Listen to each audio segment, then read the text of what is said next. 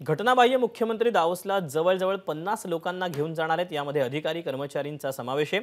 मागचा दौरा त्यांनी केला तेव्हा 28 तासात 40 कोटी रुपये खर्च केले होते। आधी 50 खोके होते, आता 50 लोक घेऊन जात आहेत, अशी टीका आदित्य ठाकरेंनी मुख्यमंत्री एकनाथ शिंदे यांच्या दावोस दौऱ्यावर केली।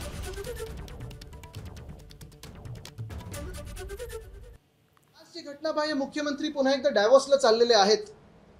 त्यांच्या सोबत जवळपास 50 लोक, म्हणजे आधी 50 खोके आता 50 लोक, ही डायव्होस दौऱ्याला ही सगळी मंडळी ही चाललेली आहे। पण धक्कादायक गोष्ट ही आहे, जी माहिती मला काल कळली, की जेव्हाही कुठच्याही अधिकृत दौऱ्यावर जायचं असतं मग तेव्हा केंद्रीय MEA म्हणजे मिनिस्ट्री ऑफ एक्सटर्नल अफेअर्स, परराष्ट्र मंत्री यांची तुम्हाला परवानगी लागते आणि वित्त खातं केंद्राचं ह्याची देखील परवानगी लागते। ह्या 50 लोकांमधून मला वाटतं नुसतं 10 लोकांना परवानगी मागितली होती आणि परवानगी जशीच्या तशी दिली गेलेली आहे। तर बाकीच्यांची परवानगी तुम्ही घेतली आहे की नाही घेतली आहे, ती परवानगी MEA ला माहिती आहे का, मिनिस्ट्री ऑफ एक्सटर्नल अफेअर्सला माहिती आहे का, पॉलिटिकल क्लिअरन्स लागतो तो दिला आहे की नाही, हा एक प्रश्न आहे। दुसरं म्हणजे फायनान्स मिनिस्ट्रीने दिला आहे की नाही।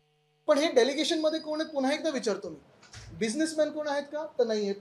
सगळेचे सगळे PA आहेत, OSD आहेत आणि सगळेच लोक हे पूर्ण त्यांची यंत्रणा घेऊन चाललेले आहेत। कशासाठी, हा एक मूळ प्रश्न राहतो।